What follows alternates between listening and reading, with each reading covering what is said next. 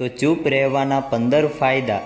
Number 1, ઓછું બોલવાથી અને જરૂર પડે ત્યારે જ બોલવાથી લોકો તમારી વાત ધ્યાનથી સાંભળે છે અને તેને વધુ મહત્ત્વ આપે છે.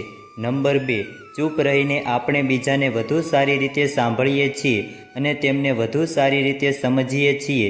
નંબર 3, તમે જેટલું ઓછું બોલશો તેટલા વધુ લોકો તમારી સાથે વાત કરવાનું પસંદ કરશે. નંબર 4, ચૂપ રહેવાથી તમે બિનજરૂરી વાતચીત કરતા બચો છો, જે તમારો સમય બચાવે છે.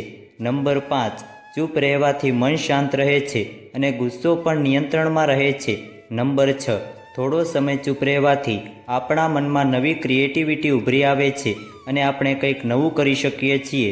નંબર 7, ચૂપ રહેવાથી તણાવ ઓછો થઈ શકે છે, જે સ્વાસ્થ્ય માટે ફાયદાકારક છે.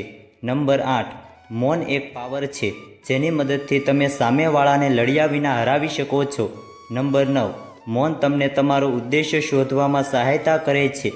નંબર 10, ચૂપ રહેવાથી તમને તમારી જાતને અને તમારી ક્ષમતાને વધુ સારી રીતે સમજવામાં મદદ મળી શકે છે. નંબર 11, મૌન તમને તમારા લક્ષ્ય તરફ આગળ વધવામાં સહાયતા કરે છે, સાથે જ તમને વધુ ધૈર્યવાન બનાવે છે. નંબર 12, જો તમે મૌન કેવી રીતે રહેવું તે જાણો છો તો તમે લોકો સાથે મુશ્કેલીમાં પડશો નહીં અને તમારા કામ પર વધુ ધ્યાન આપી શકશો. નંબર 13, ચૂપ રહેવાથી તમારું સિક્રેટ બહાર આવવાની શક્યતા ઓછી થઈ જાય છે. નંબર 14, ચૂપ રહેવાથી સમજવામાં સમય મળે છે, જેથી તમે વધુ સારા નિર્ણયો લઈ શકો છો. નંબર 15, એક રિસર્ચ અનુસાર જો આપણે આખા દિવસમાં થોડી મિનિટો માટે શાંત રહીએ તો આપણું મગજ રિચાર્જ થાય છે અને વધુ સારી રીતે કામ કરે છે. જો તમને આ વિડીયો પસંદ આવ્યો હોય તો વિડીયોને લાઇક કરજો.